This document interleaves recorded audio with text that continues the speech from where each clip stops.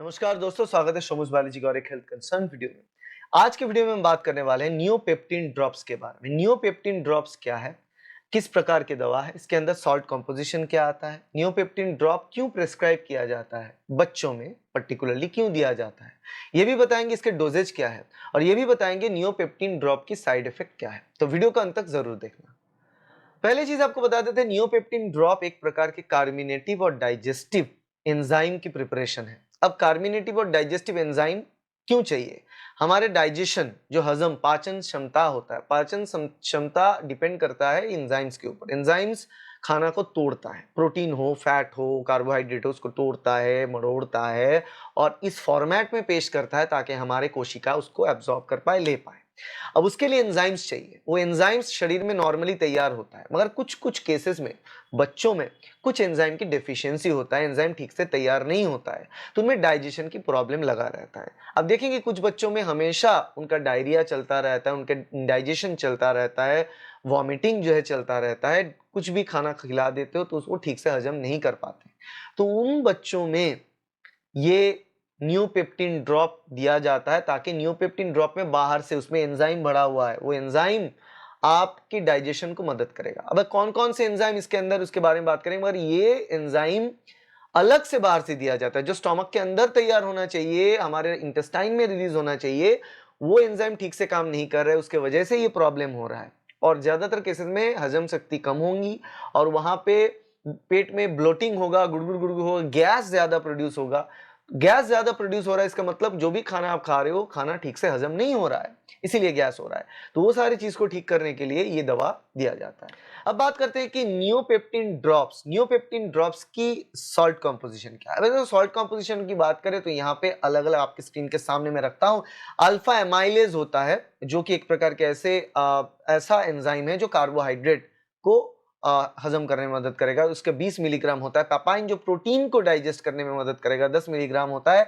दिल ऑयल है, एनाइज ऑयल है और कैरेवे ऑयल है, 2-2 मिलीग्राम करके, ये 3 अलग प्रकार के ऑयल इसके अंदर होता है। वो ड्रॉप फॉर्मेट में नियोपेप्टिन ड्रॉप के नाम से बिकता है और बहुत उम्दा ब्रांड वैल्यू है इस ब्रांड का, और ये बहुत सालों से चलता आ रहा है और इसका रिपोर्ट भी बहुत बहुत अच्छा है।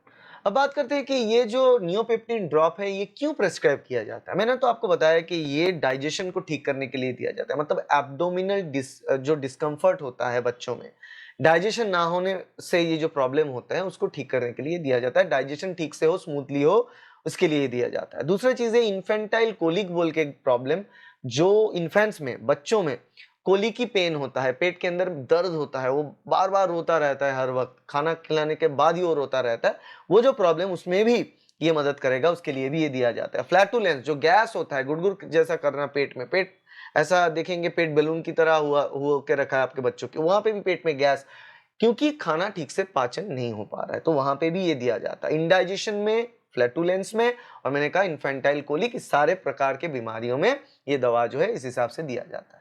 अब बात करते हैं कि ये जो दवा हम बात करें नियोपेप्टिन ड्रॉप, ये नियोपेप्टिन ड्रॉप के साइड इफेक्ट क्या है। देखो नियोपेप्टिन ड्रॉप वैसे तो है वेरी वेल टॉलरेटेड, बच्चों में बहुत सालों से ये चलता आ रहा है, तो मैक्सिमम बच्चों में ही कोई साइड इफेक्ट नहीं दिखेगा, मगर जिसमें दिखेगा उसमें हो सकता है कि एलर्जी हो, स्किन रैश, लाल हो जाना, स्वेलिंग, ये सब हो सकता है अगर एलर्जेटिक है तो।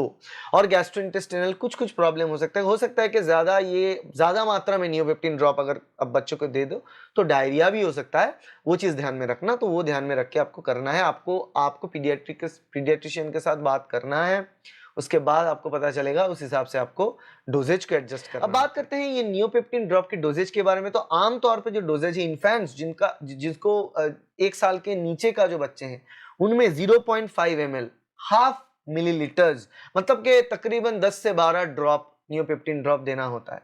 और जो 1 साल के ज्यादा बच्चे हैं, वहां पे 1 चम्मच दिन में 2 बार, 1 या 2 बार, डिपेंड करता है कि कितना ये प्रॉब्लम हो रहा है। जितना हो रहा है उस हिसाब से डेफिनेटली पीडियाट्रिशियन से आप सलाह लें और जितना चाहिए उस हिसाब से डोजेज को फॉर्मुलेट करें, उस हिसाब से इसको आप एडमिनिस्टर करें।